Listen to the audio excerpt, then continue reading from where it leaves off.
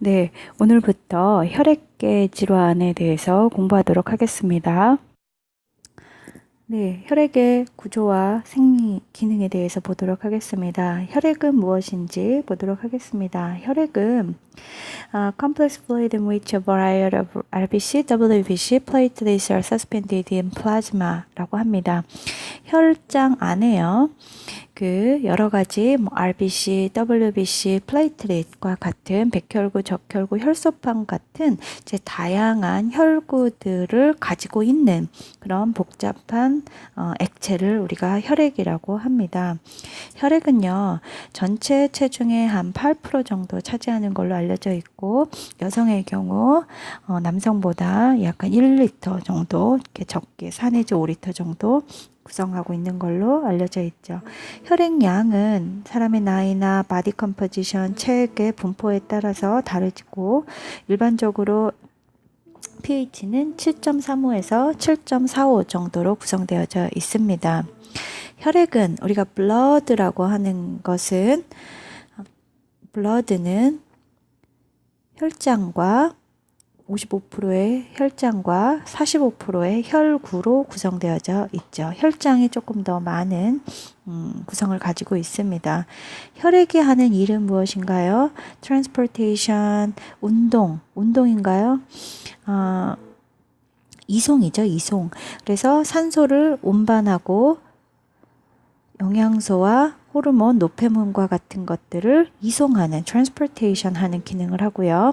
regulation은 조절의 역할입니다. 그래서 체액 전해질 균형이라든지 산염기, 체온 조절을 담당하는 것이 혈액이죠. 또 protection, 우리가 아주 중요한 기능으로 신체를 보호하고 어떤 혈액 응고를 담당하는 보호와 면역의 기능이 혈액이 갖고 있는 메이저 기능이라고 볼 수가 있습니다. 이 그림은 우리 몸에 혈액의 구성 요소들을 아주 자세히 보여주는 그림이라고 할 수가 있습니다. 혈액은 체중에 비례해서 좀 다양하게 나타난다고 얘기를 했죠. 얼마가 우리 몸에 혈액이 구성되어져 있다고 했죠? 약 8% 정도가 혈액이라고 했습니다. 나머지 92%는 이제 우리 조직이라든지 이런 다른 그 체액을 의미를 합니다. 8%의 혈액을 좀 들여다보면 55%는 플라즈마, 혈장이라고 그랬고요. 45%는 혈구라고 했죠.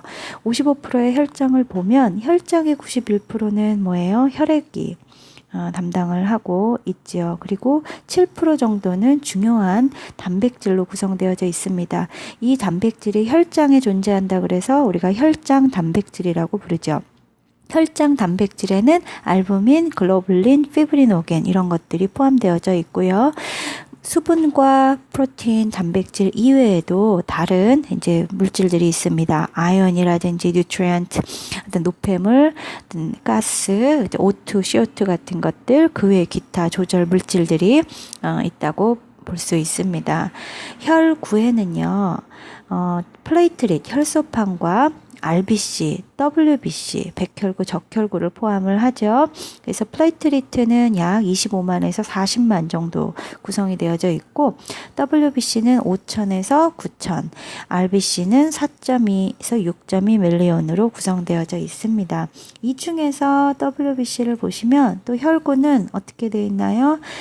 뉴트로필, 림포사이트, 모노사이트, 에오지노필, 바소필 이런 다양한 그 혈구로 또 구성되어져 있고요. 그 중에 제일 많은 부분이 무엇인가요? 뉴트로필, 우리가 호중구라고 부르는 것이죠. 그래서 면역을 주로 담당하는 호중구와 림포사이트가 그 다음 비율을 가지고 있습니다. 모노사이트, 에오지노필, 바소필 모두 다 소량 분포되어져 있지만 또 우리의 면역이나 이런 것들을 담당하는 중요한 구성 요소라고 할 수 있습니다. 네, 이 그림은요, 그 혈구들을 실제 그 현미경 사진으로 찍어서 본 것입니다.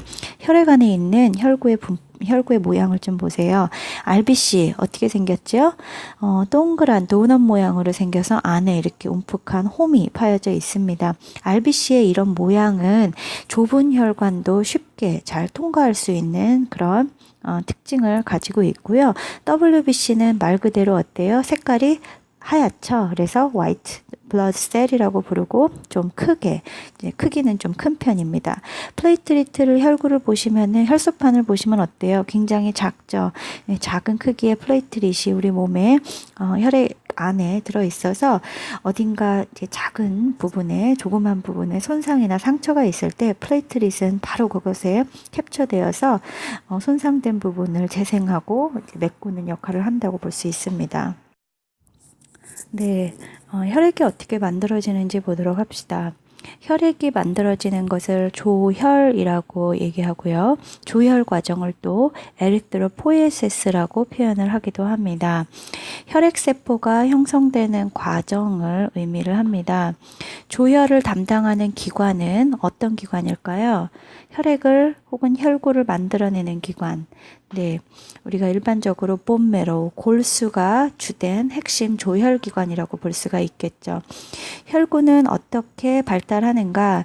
혈구에 어떤 모세포격인 스템셀, 줄기세포가 있고요. 이 줄기세포가 분화해서 프리미티브 원시세포가 되고 원시세포가 이제 성숙하게 되는 머추어 셀로 이제 발달하게 된다고 볼 수가 있습니다.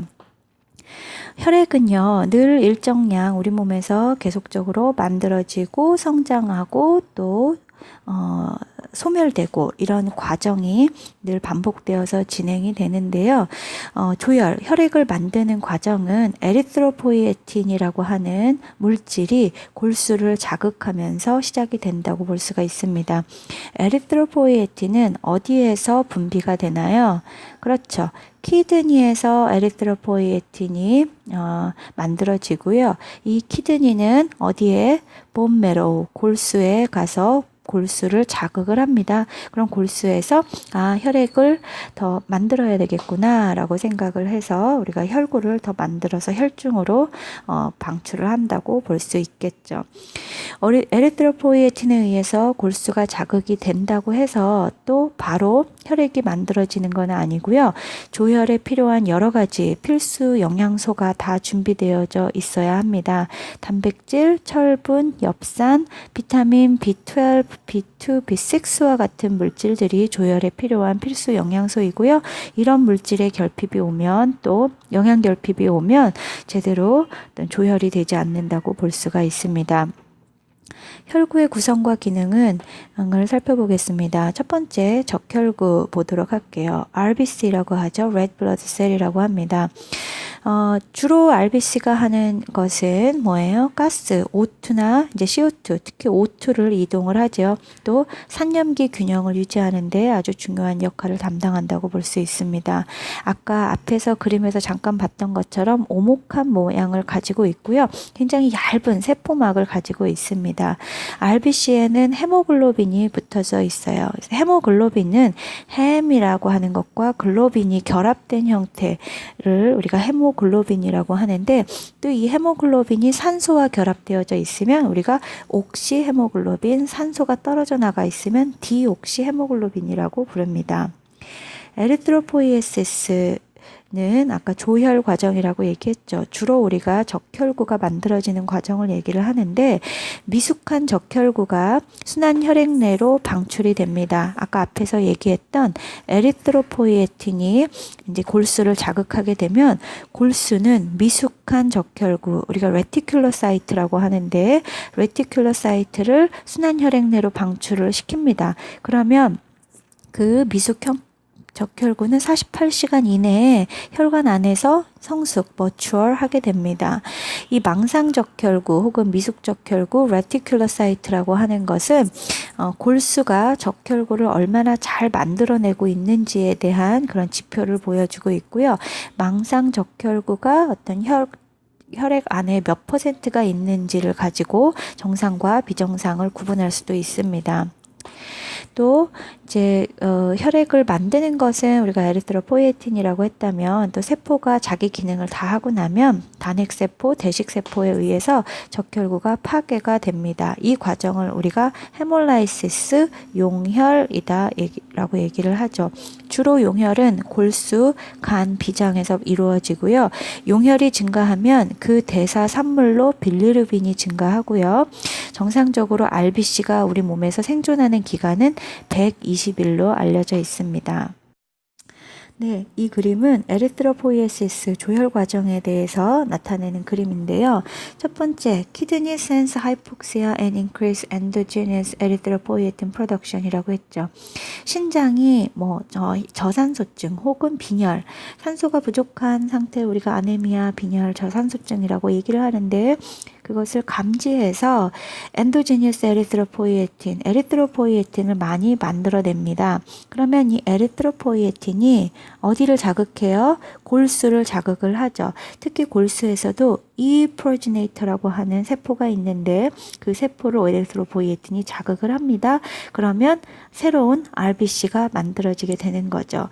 이 새롭게 만들어진 미숙한 적혈구를 우리가 레티큘러사이트, 망상적혈구, 미숙적혈구라고 이제 하게 됩니다.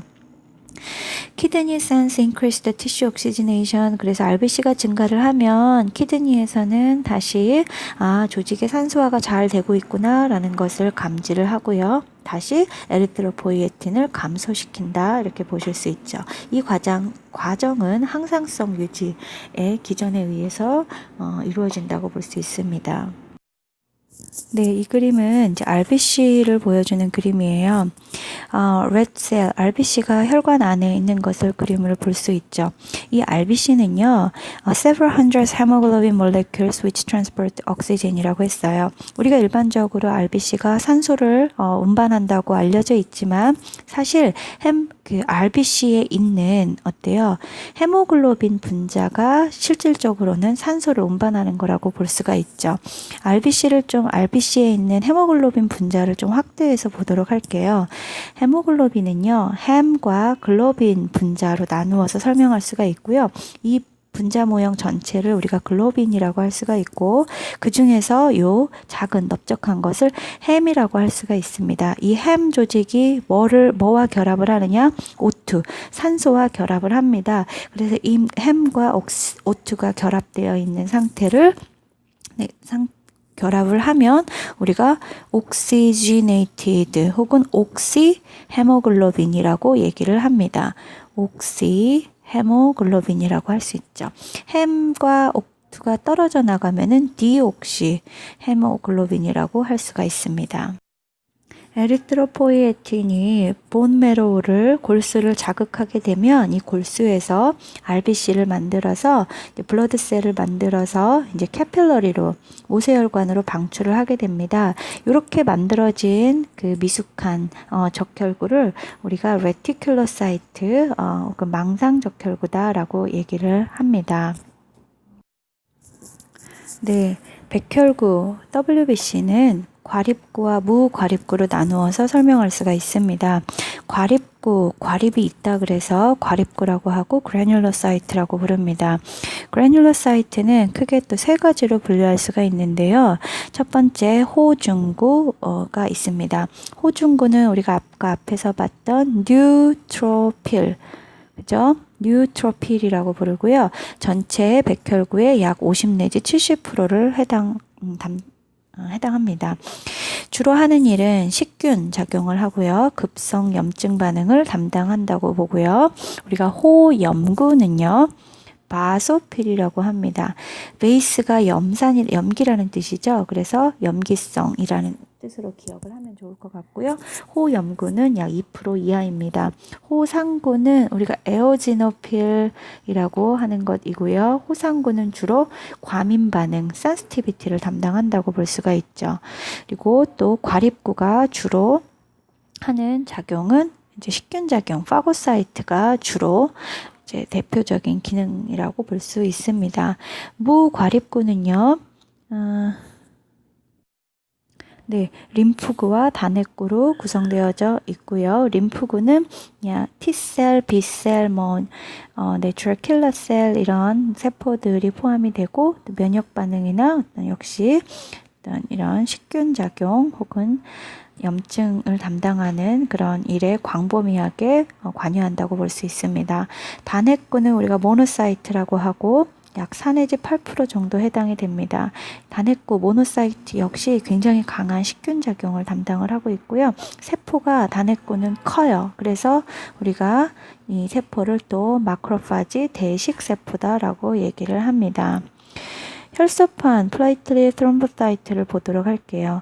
아까 그림에서 잠깐 봤던 것처럼 RBC, WBC 플레이틀릿 3개 중에서 크기가 가장 작죠. 주로 담당하는 일은 혈액응고를 돕는 일입니다. 손상된 혈관 부위에 혈소판 막에 우리가 플레이틀릿 플러그라고 불러요. 플러그를 만들면서 1차적으로 얼기설기 손상된 부위의 혈관을 막아주는 1차 지혈작용을 담당한다고 볼 수 있습니다. 혈장, 플라즈마는요, 혈액의 약 55%를 구성하고 있고, 주로 그 중에 91%가 워터, 수분이라고 했죠. 혈장에서요, 혈액응고, 인자, 그래서 응고인자, 우리가, 응고인자를 제외하고, 한 나머지를 우리가 혈청, 세rum이라고 부릅니다. 또 혈장 단백질은요, 알부민과 글로빈, 응고인자 이런 것들을 포함하는 것을 세rum 프로테인, 플라즈마 프로테인, 그 혈장 단백질이라고 부릅니다. 지혈과 혈액 응고를 보도록 하겠습니다. 지혈은 우리가 헤모스테이시스라고 부르고 혈관, 혈소판, 응고인자의 서로 상호작용으로 인해서 혈관이 복구되고 출혈이 중지되는 것을 지혈, 헤모스테이시스라고 부르죠. 네, 이 그림은 다양한 WBC를 보여주는 그림입니다. 뉴트로필 있죠. 우리가 호중구라고 부르는 거. 바소필 뭐예요? 우리가 그 호염구라고 하고요. 또 에오지노필은 호산구라고 하죠. 모노사이트, 단핵구, 림포사이트, 림프구 이렇게 구성이 되어져 있습니다. 네, 헤모스테이시스 우리가 지혈작용이라고 하는 것을 보도록 하겠습니다. 지혈작용은요, 혈관, 혈소판, 응고인자 이런 것들이 서로 상호작용하면서 혈관이 복구되고 출혈이 중지되는 것을 지혈이라고 합니다. 혈관의 반응은요, 1차적으로 혈관을 수축시킵니다. 두 번째로는 혈관이 손상이 되면 두 번째로 혈소판 반응이 일어나게 되는데 혈관 내피층에 돌아다니던 혈소판이 응집하면서 막에 플러그를 만들게 됩니다. 세 번째는 이제 응고인자가 체계화 활성화가 되는데요. 응고인자는 크게 3개의 트랙으로 나누어서 설명을 합니다. 응고인자가 활성화되는 것 중에서 이제 내적 패스웨이, 그래서 intrinsic pathway, extrinsic pathway, common pathway가 있고요.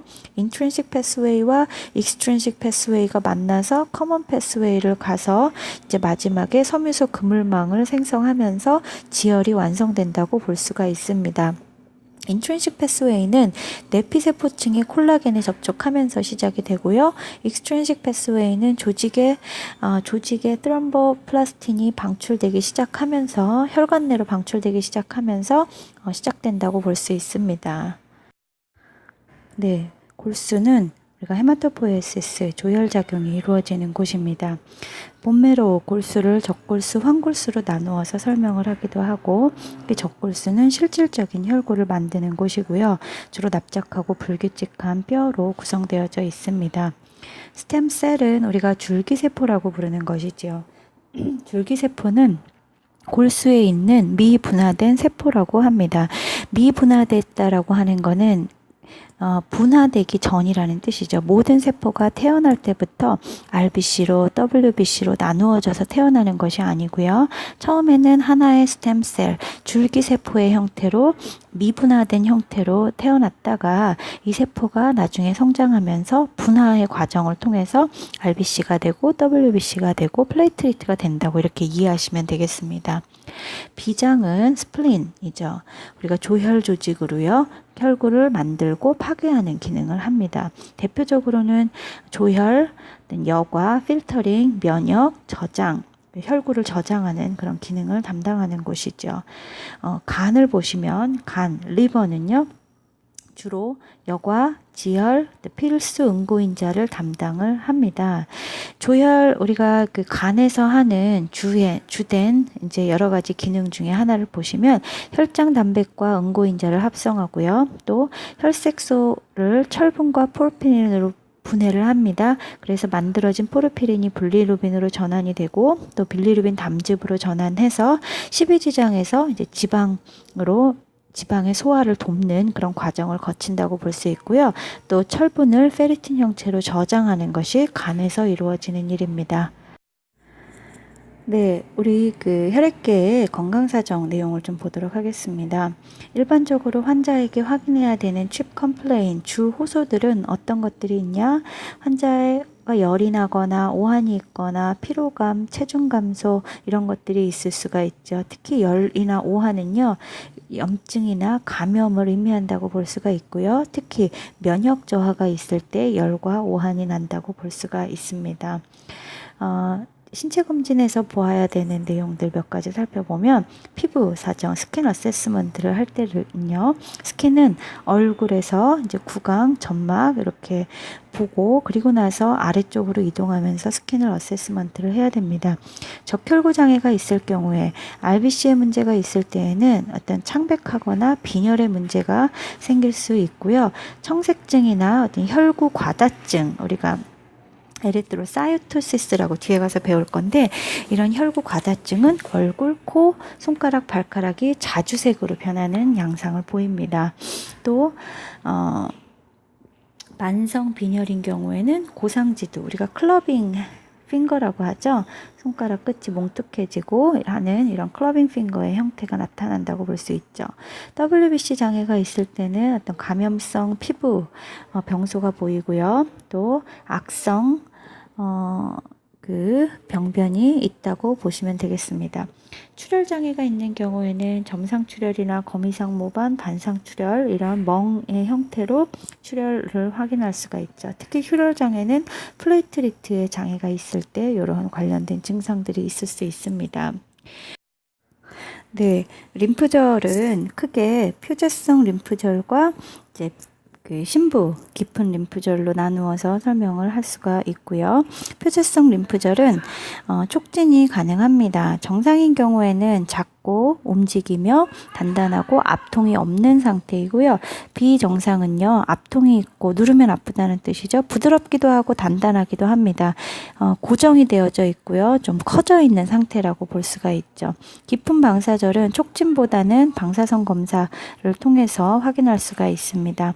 간장과 비장은 일반적으로 정상일 때는 촉진되지 않지만 비대, 이렇게 enlargement 확대되어 있을 때 촉진이 가능합니다. 네, 진단적 검사를 보도록 하겠습니다. 혈액계의 진단적 검사로 우리가 혈액 검사가 아주 중요한 검사 내용이 되겠죠. 혈액 검사는 일단 전혈구 검사로 시작을 합니다. 전혈 검사라고 하는 거는 complete 블러드 카운트라고 해서 CBC라고 부릅니다. 그 외에 뭐 ESR, CRP, 혈액형과 RH형 이런 검사들을 시행할 수가 있죠. 오타가 있죠. RBC를 보도록 합니다. 전혈 검사에는 RBC, WBC, 림포사이트 이런 내용들이 포함이 되는데 RBC는요. 남자 여자가 좀 다르죠. 여기서 다르다라고 하는 거는 양이 정상 범위가 좀 다르다고 하는 거예요. 여러분 교과서에 남자는 450만에서 600만, 뭐 여자는 400만에서 500만으로 여성이 좀 작은 걸로 나와져 있죠. 헤마토크릿과 헤모글로빈의 비율이 또 중요한데요. 헤마토크릿은 일반적으로 헤모글로빈보다 3배 정도 많은 그런 비율을 가지고 있습니다. 헤모글로빈이 떨어지면 혈액이 희석되었다는 것을 의미하고 헤모글로빈이 증가하면 혈액이 농축된 상태임을 의미합니다. 특히 이제